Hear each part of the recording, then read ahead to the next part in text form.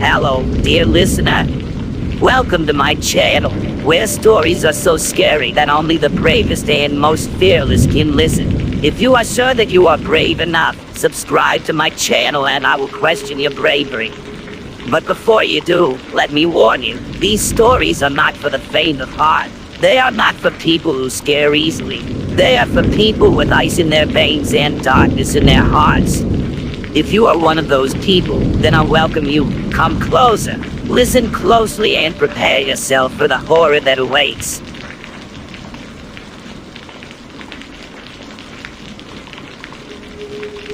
Girl possessed. This incident happened when I was 19 and attending the local Catholic college. The nuns who ran the college would conduct a yearly retreat, which all the Catholic students had to attend. Being a devout Catholic, I went along and looked forward to spending a fun-filled time with my friends. The retreat was for 3 days, wherein about 150 girls resided on the college premises. For the entire day, we would pray, sing hymns, and attend masses. A priest named Father Joe was flown in to conduct the services for us. During that time, there was a girl named Beverly, who was part of a popular group of girls. She was dark with long black hair, and her striking feature was her long, painted nails. On day 2 of the retreat, it was about 9 p.m. at night that Father Joe was praying over the gathering. He was invoking the names of many saints and asking for their intercession. The atmosphere was very intense and devotional, and many of us were overcome with emotion and sobbing. Suddenly, we noticed Beverly behaving very strangely. Her face was contorted. Her hair streamed out from around her face. Her eyeballs looked huge and very white. She could not be restrained in her seat and was making an attempt to go up to and attack the priest. The scariest part was the sight of her nails. They looked like talons, and she used them to scrape on the wooden windows. She was in a rage. Her voice altered between that of a man's and a woman's, and was very guttural. She kept screaming, "I'm going to kill you," to the priest. She said her name was Margaret, and that before she died, she used to work as a maidservant in Beverly's house. The nuns and some of the older girls had a hard time controlling her and pinning her down. Father Joe asked for a whip to be brought. Needless to say, we were petrified and fled to our rooms. We spent the entire night discussing the incident and only slept at daybreak. The next day, Beverly was her normal self and had no recollection of what happened. This incident I can never forget, and it still haunts me to this very day. The devil responds. I used to not believe in this sort of thing at all, but then it actually happened to me. This is quite a few years ago, but it has stuck with me to this very day. When I was around 16 to 17 years of age, I was listening to a heavy metal tape, Iron Maiden to be exact, that my brother didn't approve of. It actually used to be his tape, but he didn't want me being exposed to some of the satanic references on the tape. I don't remember the exact conversation, but when he said he didn't want me listening to it, I shot back with several stupid statements about liking the devil, or something idiotic like that. He promptly pulled the tape out of the player in his car and threw it out the window. I was pretty angry with him for a long time, as it was a really good tape, and I was very much into it at that time. When we got home that night, I was regretful about the things I had said. I didn't really mean them, but was just saying them to make him angry and get back at him. I was actually a little spooked by what I had said.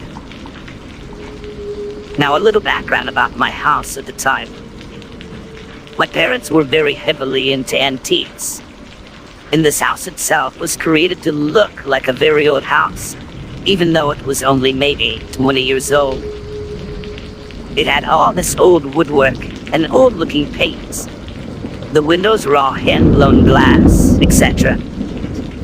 It was actually put together from parts of actual old houses that had been shipped in. My real room at the time was under construction, and in the meantime, I just had a mattress in the floor of the tiny room. There were 2 doors in this room, but only about a foot of walking space beside my mattress.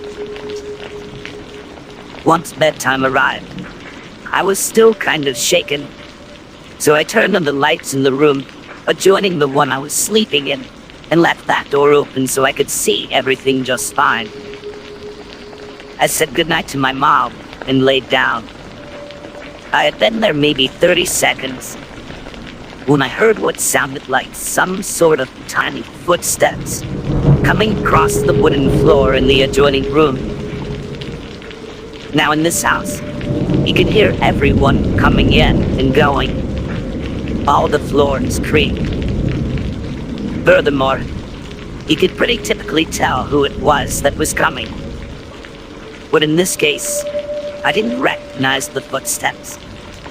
But they were so light, I figured it must have been my mother. So I called out, "Mom!" Not 2 to 3 seconds after this, the door to that room slammed shut, plunging me into complete darkness.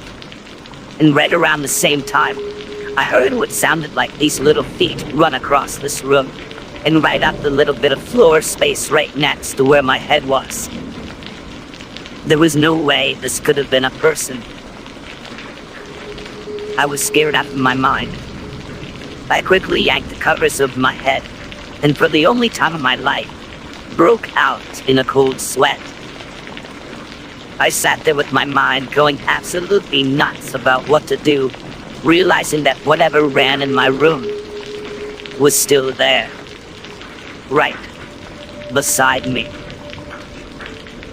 I'm actually not sure if only a few seconds passed or a few minutes. I was so terrified. Finally, I made up my mind to run out of the room. I threw back my covers and ran for the other door out of my room. I made it with no problems and ran to tell my brothers, who were out in the garage working out. I had them come back up to the room to see if anything was there. Nothing was out of place, but I noticed when we went in there, the door that had slammed shut was now wide open again. My brothers have sworn over and over again that they had nothing to do with what I experienced, and there is no doubt in my mind that they didn't. It couldn't have been a person navigating in that dark room like what I heard.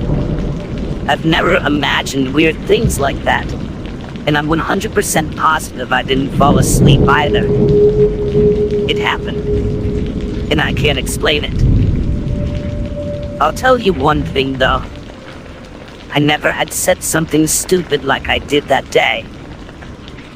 Ever again.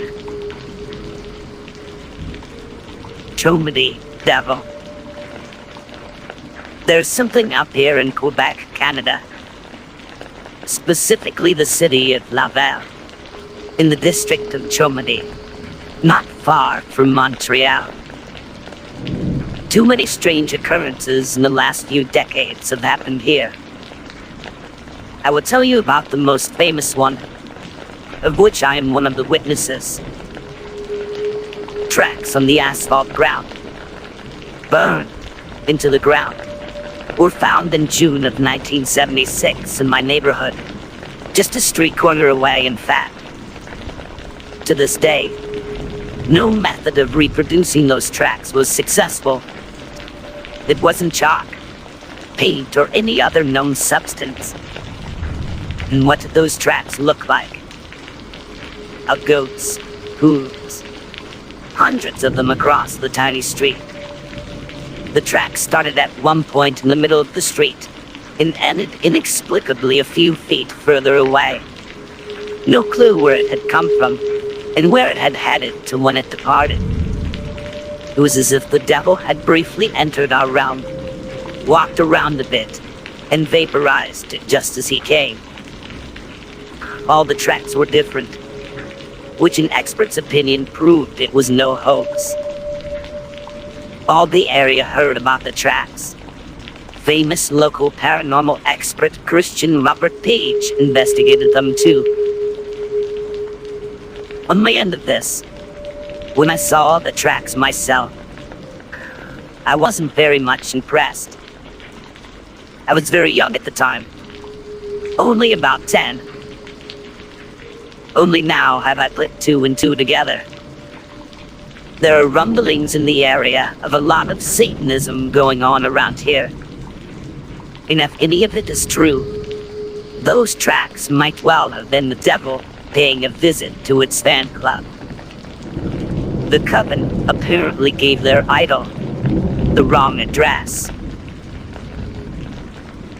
Battle with the demon.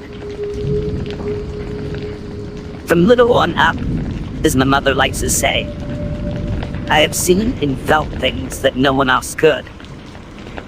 When I was young, I would point to a figure or person who should not have been in my home, or anywhere else I was for that matter, and ask, "Who's that?"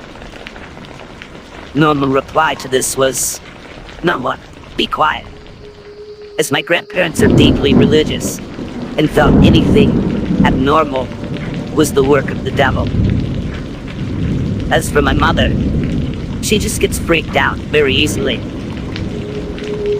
Having spent 18 and now very close to 19 years of being my friend's own personal Miss Cleo, as they love to tease me with that little bundle of joy title, friends and family have come to recognize and accept the fact I had something of a gift, even if I don't see it as being anything special.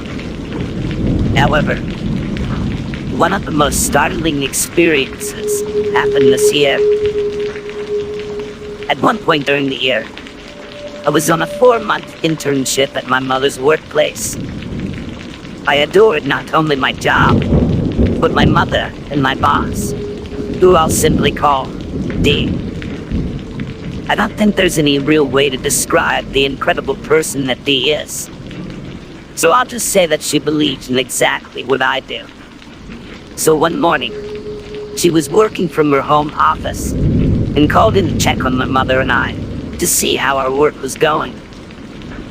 She told my mother that she felt the energy in the office needed to be cleaned, as we had been working for a month on a very intense grant report to keep our funding.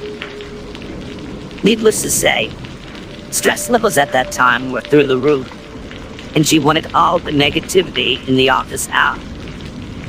So she told my mom to ask me to do a cleansing and a blessing, and then tell her how it went. After Mom told me this, I trotted my happy self into the kitchen of the office, pulled out the salt, and dumped some in a bowl, said a little blessing over it, and went into the front office, which is my mother's, to start the cleansing. Now, what you need to do about this office is that it's not only haunted, it had once been a seminary, and then our town's very first, house of ill repute, to put it in a gentle way. So I knew we had ghosts, one of which is named Bradley, and still teases and talks with me whenever I'm there. Also, a month before this, my mother had a terrifying nightmare that a demon was in her ear, trying to make her do bad things, which relates very highly to the story I'm sharing now. I had started the cleansing and blessing, and had pinched some salt between my fingers, dusting it around the edges of the room. Before this, Mom had been listening to the radio and the internet, and I had told her to shut it off. As I was saying, Goddess, cleanse this place and give it your blessing. And all the other good stuff I say. I heard this. I don't even know how to rightly describe it. It was a deep voice, and it came to me like it was coming from down a long, very deep tunnel. Almost like I shouldn't be hearing it. First I thought it was something outside because we had the window open. And then I thought it was my mom's radio. So I turned to her to tell her to turn it off. And there my mother sat, white as a ghost, trembling and staring at me. I quickly finished what I was saying and letting the salt out of my fingers before I moved to the front of her desk. She looked at me and asked me if I'd heard it, and I was just bowled over. This voice had been so evil that I gotten cold chills down my spine. My mother was freaking out at this point, and I was feeling extremely paranoid. So I asked Mom to follow me around the office as I finished my cleansing. We moved back to her office, Mom looking half in tears, and all she could really say was that it had sounded like a demon. It hit me then. Her nightmare from the month before. So I asked Mom if I could do a cleansing on her, which she was against at first, because she had had very bad experiences with the churches and blessings from growing up in a strict Pentecostal home, which she assented to it once I assured her I wouldn't be laying hands on her or speaking in tongues.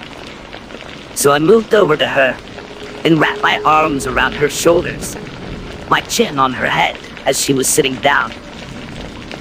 I began to ask the goddess to cleanse this demon that had latched onto my mother. As I had never done anything like this before, I was a bit nervous. My mother started bawling, and I mean truly hysterical sobs. And at that point I started to honestly flip my lid. My mother is one of the strongest people I know, and to see her truly frightened and crying not only scared the crap out of me, it made me want to deck something, and hard. She looked at me and said, and I'll remember her words until the day I die, because it upset me so badly. I feel it burrowing into my ears. It hurts. It's talking to me. Get it out, Calista. Get it out. I hugged her and put my mouth to her ear, just about in tears myself. I didn't know what to do at that point, really. So I just said what welled up in me. Meanwhile, the ghost Bradley that I had talked about before was hunkered out in the back office, trying to pretend he wasn't there, or whatever ghosts do when they are upset. I told the demon to get away from my mother, which I now know was an incubus. I told the demon to get away from my mother, which I now know was an incubus. I told it that my mother would love me more than it would ever need her, and to get the hell out of her. I heard this strange whooshing noise, and then it was like coming up for air after being underwater and holding your breath until you were dizzy. For a month, my mother and I had been at each other's throats, to the point where we would just look at each other, and I would have the urge to slam her head into a wall, or just start screaming at her. I thought this was stress from working with my mother and the normal drama that happens in a relationship between a mother and a teenage daughter. I think it was this demon just feeding off our emotions, the most intense being our emotions of anger towards one another. When we went home, I did the most thorough cleansing on my home I have ever done in my life.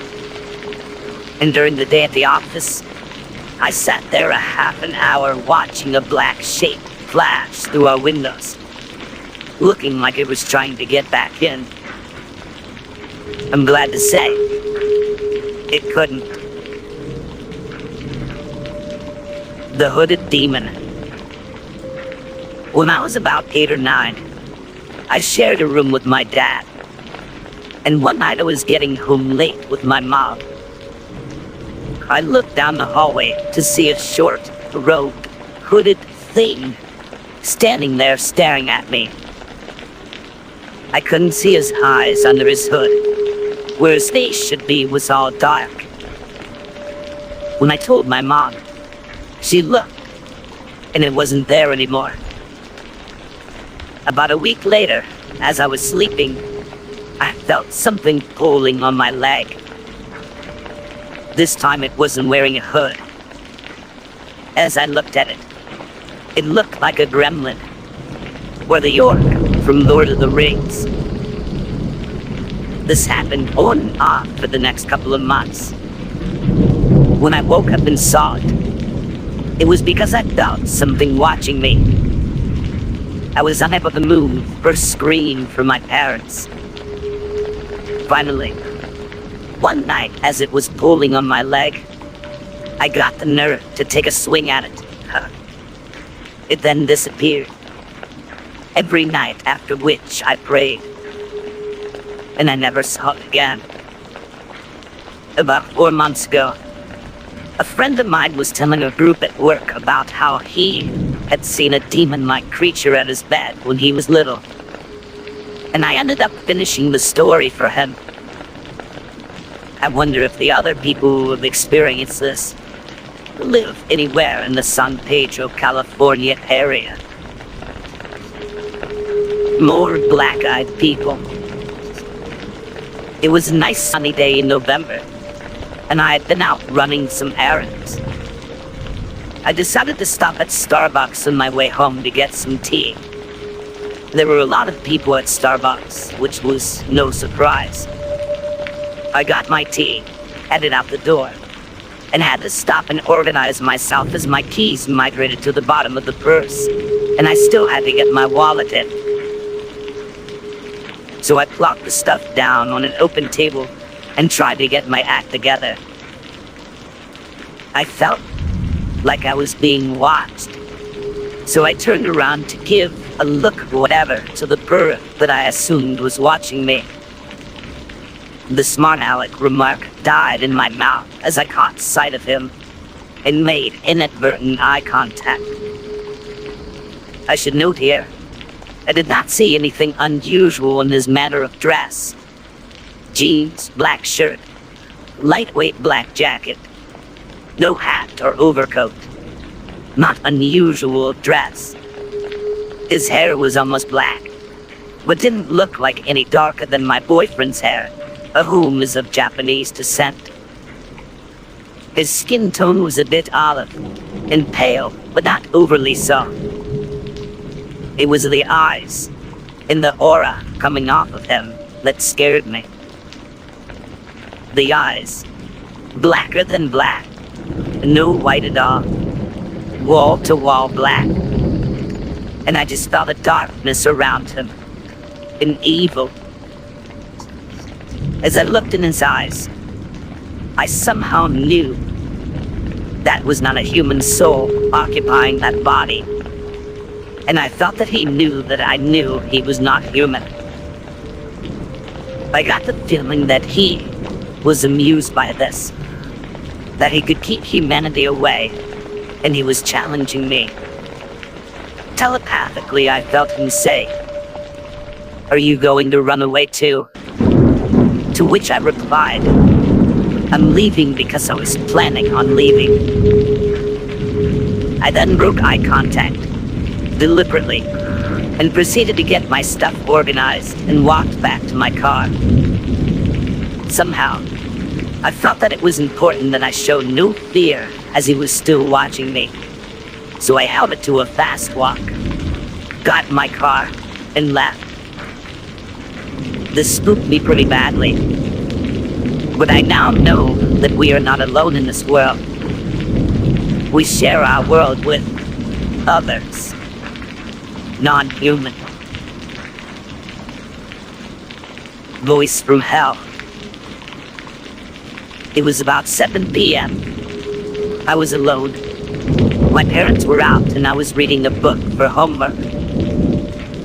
Suddenly, I felt a cold chill come over me and immediately sensed a being in the house. I feared if I turned around, something would try to kill me. I darted out of the room and into the living room. I was beginning to calm down and tell myself that I was just being paranoid, and if there was no one in the house when I heard a voice whisper very close to my ear. It sounded to me like, "I'll be waiting for you." The voice was very eerie. It sounded like the voice was of a man. It sounded dead. Needless to say, I was freaked out and ran to my next-door neighbor's house and told them what had happened. They said that they would come over and take a look. There didn't seem to be anyone at the house. My neighbor finally gave up and told me that I'd just been hearing things, and she went back home. I was still scared when my parents got home, and I told them what had happened. And of course, they didn't believe me. That night, I woke up around 3 a.m. I didn't know why I had woken up, but I recall being very frightened. I immediately felt the same cold chill, and I sensed someone else in the room with me. Then I heard it again. The words were more stretched out, however, and it sounded like, "I'll be waiting for you." I screamed, and my parents ran in. I told them what I had heard. They comforted me and told me that I'd probably just dreamed the voice, and that I was safe. They said nothing would hurt me, and I had finally calmed down, but I was still scared, and I went back to sleep. The next morning I awoke, sat up, and noticed that something wasn't right. I looked up on my dresser and saw that my cross necklace wasn't where it should be. I got up and frantically searched around my room. I was about to give up hope when I stepped on something sharp. I looked down and saw my beloved necklace, smashed. It was in little pieces littered across the room. It also looked like it had been coated with blood. Some of the pieces were rusted and red. I've never heard this voice since. To this day, I believe I had an encounter with an evil being. A being straight from hell. Fallen angel. I like to hike out in the woods around my town a lot, and do so quite frequently. Usually, I have a friend with me, so we can talk, and it doesn't get to be just a habit that I do. But sometimes, I get an eerie feeling when I'm in the woods. Usually, everything gets quiet, and things seem distant. Only once have I had this feeling with my friend walking with me. In one event it was. We were talking about life. Deep subjects. And I got the feeling all the forest sounds had ceased to resonate. No birds harping, or even a breeze to rustle the leaves. Even my friend had stopped talking and stopped in his tracks. Suddenly, my friend fell to his knees and bowed his head. He wouldn't move, and I couldn't pick him up. It was like he was bolted to the ground with large weights. I couldn't help but wonder what was going on. The blue sky turned gray, and sunlight that streamed through the trees not but seconds earlier no longer shone through. Now, I've seen apparitions before. Some good, some bad. But this was the worst yet. I looked in the direction we were traveling, and there was a large, dark figure. He stood taller than me by a foot, and I'm nearly 6 feet tall. The thing looked up at me and just stood there staring for a moment. I felt a heavy presence of disgust and hate. It seemed to grow stronger as I looked at him. I broke eye contact with him, not wanting to feel those emotions too much longer.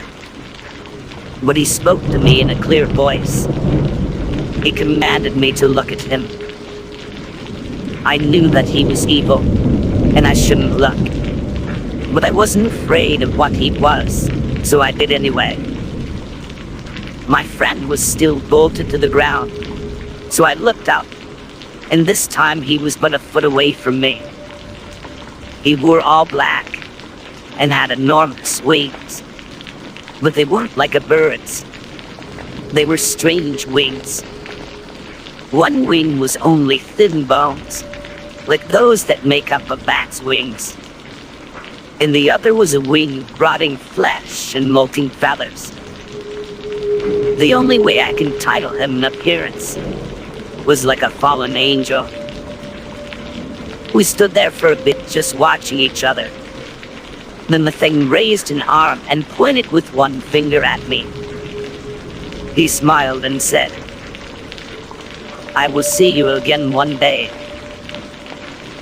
Don't forget your debt with the devil." He then told me to bow, and I refused. This angered the dark angel, and he forced me to kneel toward him. I felt as if my spirit was being stabbed and twisted in torture. He simply laughed then, and walked off to the side, and I didn't see him after that. Right when he disappeared, my friend got up from his locked position on the ground. I asked him what he had been doing through the whole thing. All my friend could say was, "What are you talking about? We were just talking and you froze instantly." He stuck to his story, but he couldn't explain why all the trees around us were dead, and the ground dusty and cracked. I still go back there sometimes, and the place hasn't changed at all. The trees haven't decayed or regrown any, even though they have been dead for quite some time now. I still haven't met him again, but what he meant when he said don't forget my debt to the devil. But I know, regrettably, that someday he will be back. Echo and the Demon. My son Caleb was about 2.5 years old, and all through his short life has done strange things and had strange encounters, such as experiencing cold spots, seeing empty rocking chairs rocking, talking to walls, and visualizing lights in his photos, etc. But this was different. And this was dangerous. He would wake up at night screaming for me to come in to get him. He would not walk to my room unless he was told, "Yes, you can come to my bed." It was strangely specific and a little scary. The flesh around his eyes was purple, and when he hugged me, he was always shivering, and I could literally feel him draining my energy.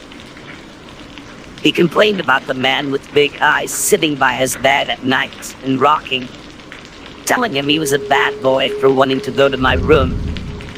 He said, "When I go to your room, he's running down the hallway after me, screaming I'm naughty." He could imagine what this was like. My son was terrified in his room, and I could not do a damn thing about it. I wasn't a believer, but I had to believe him. So when he started talking about incense and candles at 3, trust me, I bloody listened. By this point, we had noticed he would be horribly upset, and suddenly calm and go to sleep, exhausted, but relaxed and okay. It was always at this point he would talk about Echo. Echo was a big man with wings. Echo stopped things from bothering him. We had had light bulbs shattered above us, things screaming my name. My pentagram that my son picked for me burned against my chest. And then sometimes, the most peaceful smell of jasmine. And I would see lights as well. Nobody around us could deny what was happening. Caleb was terrified of his bedroom and would wet himself and pass out with his door shut. His toys were being moved around constantly. Caleb said this was by a friend, though, who missed him while he was at his father's. So a good friend of mine took us to a spiritual shop. There I met a lady who took my son's hand and talked to him about this thing by his bed. They then discussed Echo and the lady with the wings who came to help him. She cried as she walked my son through her shop and asked him to point Echo out. He pointed out a picture of Archangel Michael. With tears streaming, she explained that Echolosian is the language of the angels, and that Echo was Michael in his language. My son is an indigo child. She gave us the rights to clear this thing out. And during this burning of incense and incantation, my son dragged me around the house, pointing and saying, "There, Mommy, chase him. Get him to the door." I couldn't see anything, but just as we go to the door, something as cold as ice grabbed my legs and climbed up. It hurt inside to have this incredible cold on me. Caleb opened the door, and in this strong, beautiful voice, he yelled, "Michael, help my mommy! Michael, help! You were not welcome here. Get out. Go to the light. Don't be scared. I promise you'll be okay. Michael, lady, help me!" The cold lurched off me, and the door slammed. I had wet myself, and I was standing there in shock at my beautiful blue-eyed boy, and I swear I saw the man he will become. He dropped my hand, walked into the lounge, put on a Bug's Light, opened his chippies and sat on the couch. I followed him and just watched. I asked him if he was going to be okay. Was it gone? He looked at me, 3 years old, and said, "I just want to be a boy for a while, Mommy. No more talking about it. Okay?"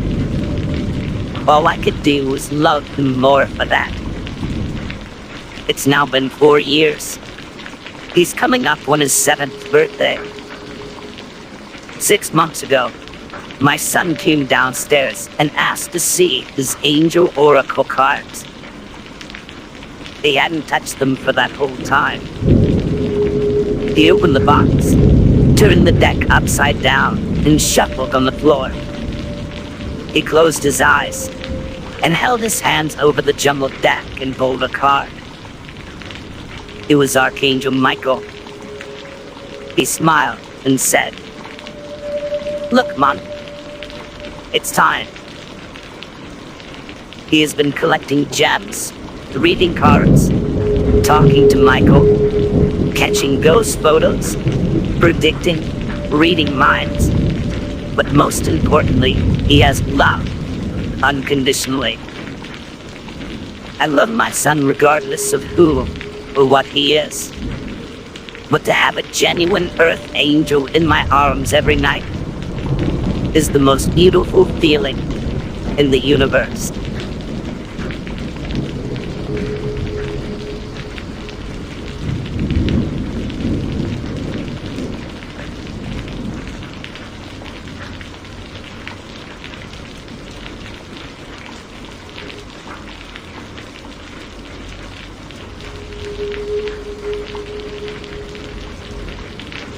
There's a reason that Halloween takes place in autumn. If it was celebrated in the sweltering summer, or at the height of winter, it wouldn't be the same, would it? Now, Halloween, or All Hallows Eve, is perfectly timed. Twilight comes early. The air is chilled. The trees shed their decaying leaves, and the earth prepares for its dark sleep. For death. It's no wonder we all get creeped out this time of year. We become more aware that there are things, unknown things, out there in the dark. Here are 3 true stories of Halloween time encounters with the unexplained. Number 1. The evil black dog. JF lives in a small area of Texas called Del Valle, where there is little more than gas stations, schools, houses, and cows. She usually considered this place rather boring. But one night a few days before Halloween would change all that for her. On this night, JF was driving her boyfriend to his house at about 8:30 p.m. Being a person who says she can almost always sense immediate danger or evil, JF's heart began to beat rapidly. For some unknown reason, chills ran down her spine, and she began to perspire, even though she had the car's AC on full blast. I was getting an eerie feeling that something evil was up ahead, she says. We are all familiar with how an animal's eyes glow in a creepy way when the light is shown into them. Up the hill, about 2 minutes from my house, a black dog walked right in front of my car, JF says. She thought it was peculiar that the animal was just casually walking across the road without any apparent fear of getting hit by her car. I hit the brakes and managed to stop about 5 feet from the dog, she remembers. It just stood there and stared at me. I turned on my high beams, and when I saw its eyes, they turned a golden, reddish tint. It stood there for about a minute, then walked away. I hit the gas and sped off, terrified. But when I looked back, the dog was nowhere in sight. JF proceeded home, who could not shake the weird feeling of dread that overcame her before and during her encounter with that black dog. Was it a harbinger of something more terrifying? JF believes it was a catalyst for a very disturbing dream a few nights later. I dreamed that I was in my room listening to music when it all of a sudden stopped, she recalls vividly. I looked at my iPod, and it was still playing, but there was no sound. I looked at my door, and there was a man in a black trench coat staring at me. It wasn't the fact that there was a man in my room that freaked me out. It was his face. It was red with black cracks all over, and he had horns. His eyes were a deep gold with no pupil, and he had long fangs coming out of his mouth. I just sat there staring at him. Then he said, "It's time." And that's when I noticed a watch in his left hand. When he spoke, his breath came out as smoke and reeked of burning, spoiled meat. He made a grab from my neck, and that's when I woke up. The first smell that came to me was burning, spoiled meat. JF continues to be haunted by those connected experiences. I can never be outside now, not at night.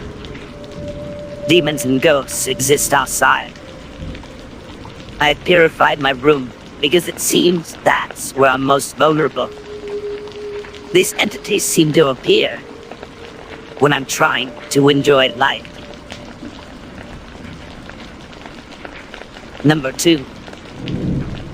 Happy Halloween Fairy. Storybook fairies have been traditional Halloween costumes for many years. What Richard saw at Halloween time in 2008, however, was no costume child. It was the night of the elementary school Halloween party, and Richard had taken his children to the school in central New Jersey to attend. The party was held in the school's large cafeteria, which was decked out in Halloween decorations and orange floodlights. A DJ played music, and a costume teacher greeted the children with her Halloween bag, glowing with orange lights.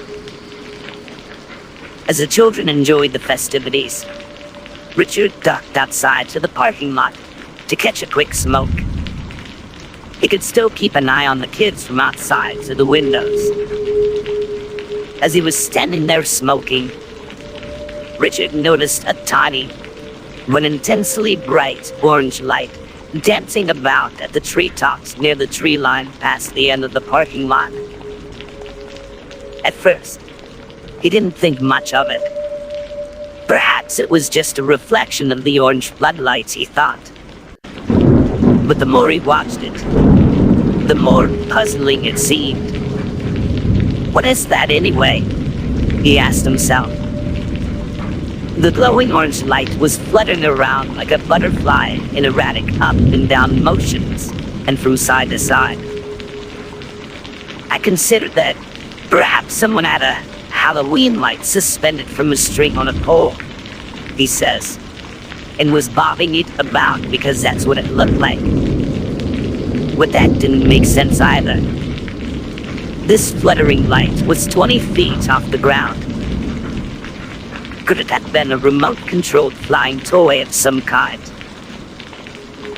While I pondered this, says Richard, it flew toward the tree line and disappeared.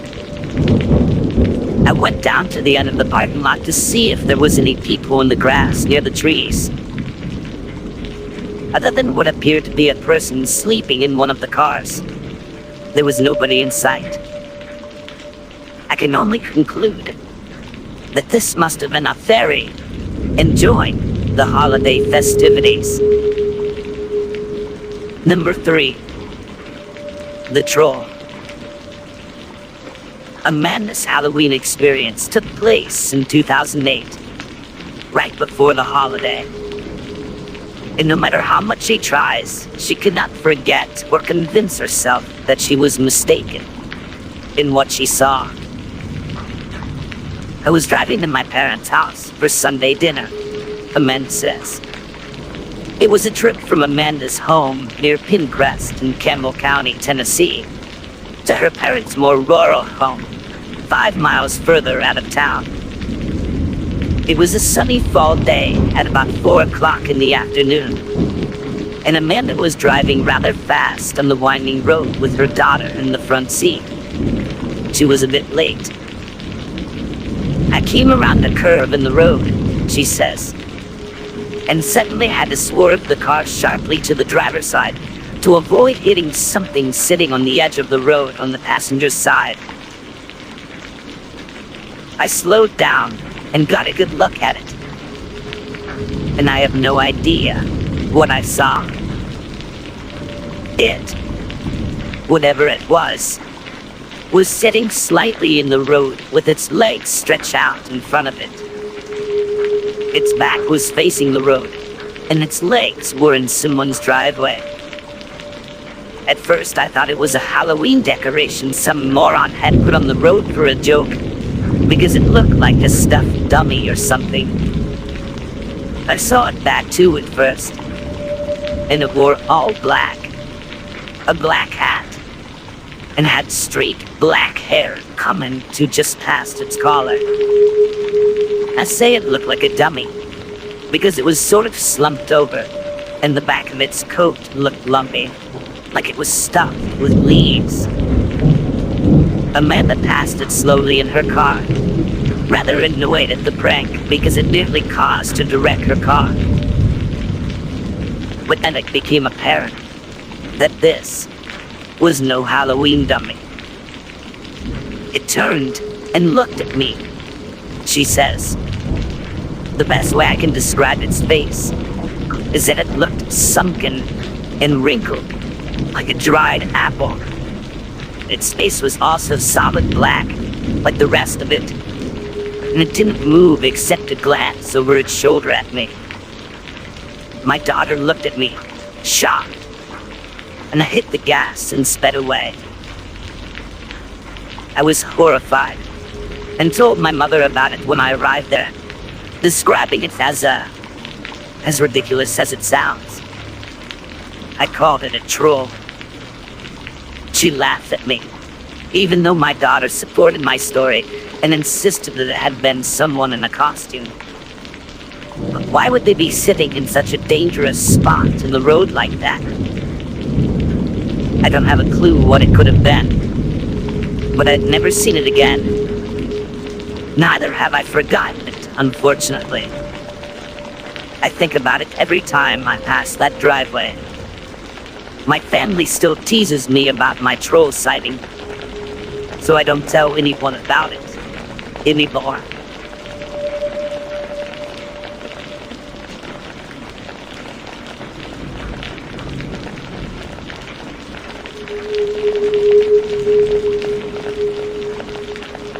For more bone-chilling narrative that will keep you at the edge of your seat, subscribe to my channel. By doing so, you'll gain access to a growing collection of real-life horror stories that will both captivate and energize your senses. Join the community of fellow enthusiasts, and together, let's explore the eerie unknown.